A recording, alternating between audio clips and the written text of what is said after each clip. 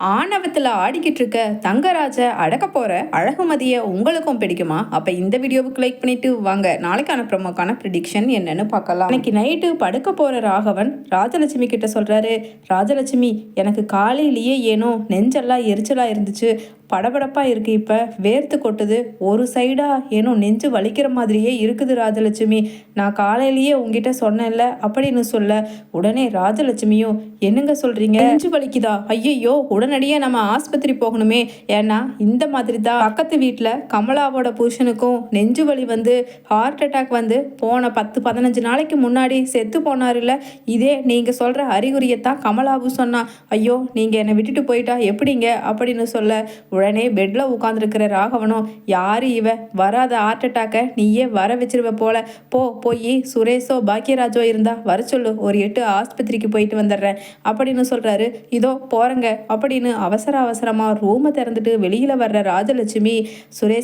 சுரேஷு இங்க வாடா ஒரு நிமிஷம் வெளியில, பாக்கியராஜ் அப்படின்னு 2 பேர்த்தோட ரூம் கதவையும் தட்டுறாங்க. பாக்கியராஜ் ரூமுக்கு வெளியில உள்ள இருந்து வந்த மலர் சொல்றாங்க, ஏன் அத்தை என்னாச்சு, மணி 12 இந்த நேரத்துக்கு கூப்பிடுறீங்க அப்படின்னு சொல்ல, யார் இவ, இது வேற உங்க மாமனாருக்கு உடம்பு சரியில்லைன்னு சொல்றாருடி, பாக்யராஜ் எங்க தூங்கிக்கிட்டு இருக்கானா, எழுப்பு அப்படின்னு சொல்ல உடனே மலர் சொல்றாங்க, அத்தை என்ன மறந்து போயிட்டீங்களா, அவர் தான் விசாகப்பட்டினம் வரைக்கும் 2 நாள் பேங்க் வேலையா போறேன்னு இன்னைக்கு காலையில கிளம்பி போனாருல்ல அப்படின்னு சொல்ல, ஐயோ எனக்கு பதட்டத்தில் அது கூட மறந்து போச்சு, சுரேஷு ரூம் கதவை தட்டுனா எழுந்திருக்கிறானான்னு பாரு அப்படின்னு திட்டிக்கிட்டே நிற்கிறாங்க வெளியில ராஜலட்சுமி.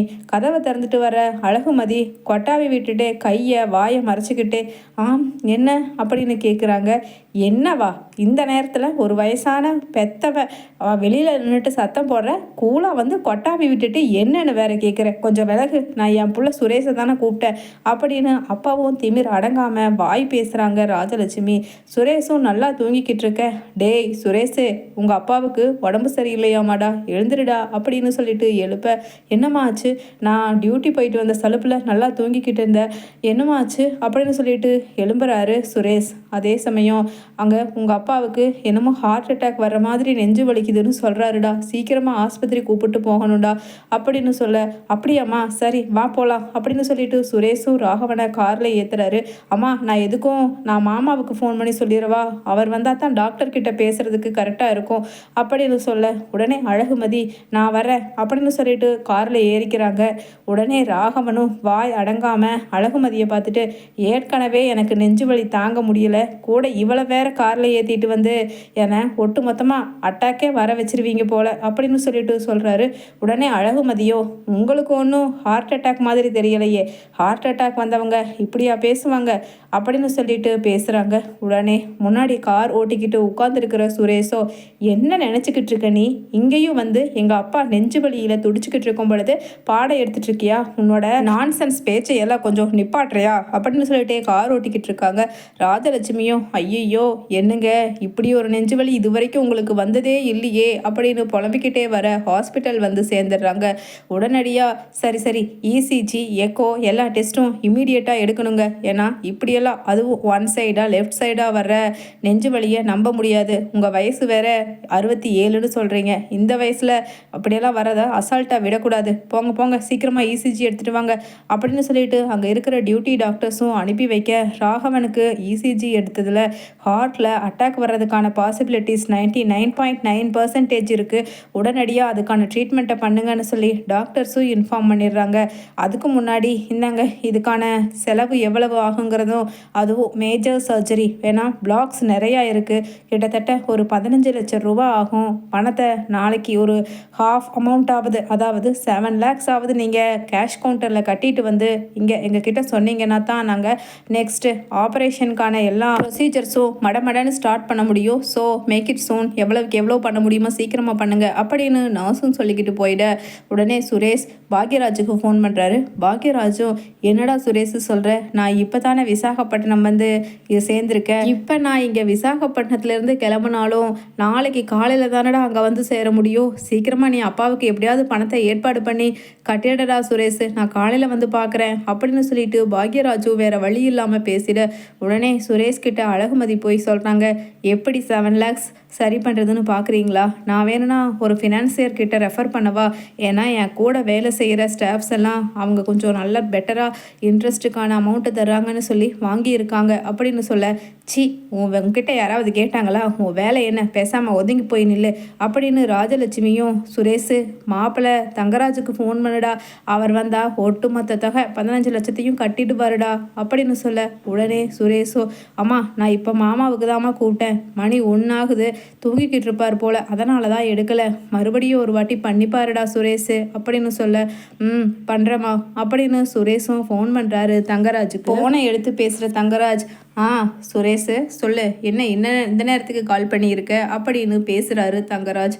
அதே சமயம் பக்கத்தில் படுத்திருந்த ரேவதியும் எழுந்திரிச்சு உட்காந்து, என்ன சுரேஷ்னு பேர் கேட்குது, சுரேஷ் எதுக்கு இவருக்கு இந்த நேரத்துக்கு கால் பண்ணியிருக்கான் அப்படின்னு சொல்லிட்டு கேட்கவா முடியும்? கேட்டால் அதுக்கு ஒரு லெக்சர் எடுப்பார், பேசாமல் என்ன அவர் வாயிலேயே வருதுன்னு பொறுத்திருந்து பார்ப்போம் அப்படின்னு அமைதியாக தங்கராஜை பார்த்துக்கிட்டே இருக்காங்க. உடனே அங்கே தங்கராஜும் சுரேஷுக்கு ஃபோனில் சொல்கிறாரு, அப்படியா, சரி சரி நான் வந்துடுறேன், இன்னொரு 1 மணி நேரத்தில் நான் வந்துடுறேன், பயந்துக்காத, சரி நான் ஃபோனை வைக்கிறேன் அப்படின்னு சொல்லிட்டு ஃபோனை வச்சுட்டு திமுறா பக்கத்தில் உட்காந்துருக்கிற ரேவதியை பார்த்துட்டு அமைதியாக நிற்கிறாரு. ஏன்னா அவள் வாயில் என்ன சொன்னால் சுரேஷ் நீங்கள் எதுக்காக இந்த நேரத்துக்கு அவன் கால் பண்ணி இருக்கான் அப்படிங்கிறத அவள் வாயாலேயே கேட்குறாளான்னு பார்ப்போம் அப்படின்னு அவர் தங்கராஜ் மனசில் நினைக்க, அதே சமயம் கேட்டால் கண்டிப்பாக ஏதாவது எரிச்சலில் திட்ட தான் போகிறாரு, என்ன சொல்லுவாருன்னு பார்ப்போம் அப்படின்னு அங்கே ரேவதியும் அமைதியாக உட்காந்துருக்க, என்ன பார்க்குற, உன் அப்பாவுக்கு ஹார்ட் அட்டாக் வந்துடுச்சான், இமீடியேட்டாக சர்ஜரி பண்ணணும்னு டாக்டர் சொல்லியிருக்காங்களா, நிறைய பிளாக்ஸ் இருக்கான் அப்படின்னு எகத்தாளமாக பேசுகிறாரு தங்கராஜ். உடனே அப்படியே ஷாக் ஆகி எழுந்திரிச்சு நிற்கிற ரேவதி, எங்கள் அப்பாவுக்கா அப்படின்னு கேட்குறாங்க. பின்ன உங்கள் அப்பாவுக்கு தான், எங்கள் அப்பாவா இருக்காரு, இல்லை எங்கள் அப்பான்னு நான் ஏதாவது சொன்னேனா அப்படின்னு சொல்லிட்டு சொல்கிறாரு. என்ன பேசுகிறீங்க, இப்போ எந்த ஹாஸ்பிட்டல் இருக்காங்க அப்படின்னு பயந்துக்கிட்டே அழுகிறாங்க ரேவதி. அப்படியே தன்னோட ஷர்ட்டை எடுத்து போட்டுட்டு பீரோவை திறந்து பணத்தை கட்டுக்கட்டாக எடுத்து ஷூட் கேஸில் வைக்கிறாரு தங்கராஜ். அப்போ ரேவதியும் இவ்வளவு பணம் எதுக்கு அப்படின்னு கேட்குறாங்க. எல்லாம் சாப்பிட்றதுக்கு அப்படின்னு சொல்லிட்டு சொல்ல, உடனே ரேவதியும் எகத்தாளம் பாரு இந்த நேரத்தில் அப்படிங்கிற மாதிரி, எதுக்குங்க ப்ளீஸ் சொல்லுங்க அப்படின்னு சொல்லிட்டு கேட்குறாங்க.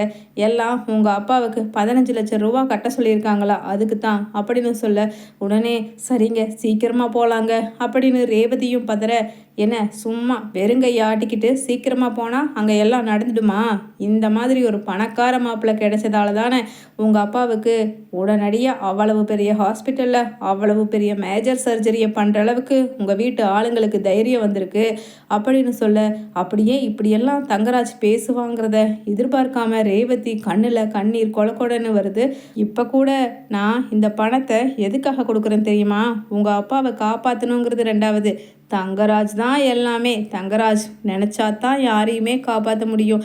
அவங்ககிட்ட இல்லாத பணமோ இல்லாத பவரோ இல்லை அப்படிங்கிறத எல்லாரும் தெரிஞ்சுக்கணும். எனக்கு அந்த கௌரவத்தையும் மதிப்பையும் கொடுக்கணும். அதனால தான் இனிமேல் நீ, அதாவது உங்கள் வீட்டு ஆளுங்க எனக்கு கடங்காரங்க. அதனால் அடங்கி ஒடுங்கி அசிங்கப்பட்டு என் முன்னாடி கை கட்டி தான் நிற்கணும். என்ன உங்கள் வீட்டு ஆளுங்க முன்னாடி நான் அந்த மாதிரி நடந்துக்க மாட்டேன், ஆனால் நீ அப்படித்தான் நடந்துக்கணும்னு சொல்கிறாரு தங்கராஜ்.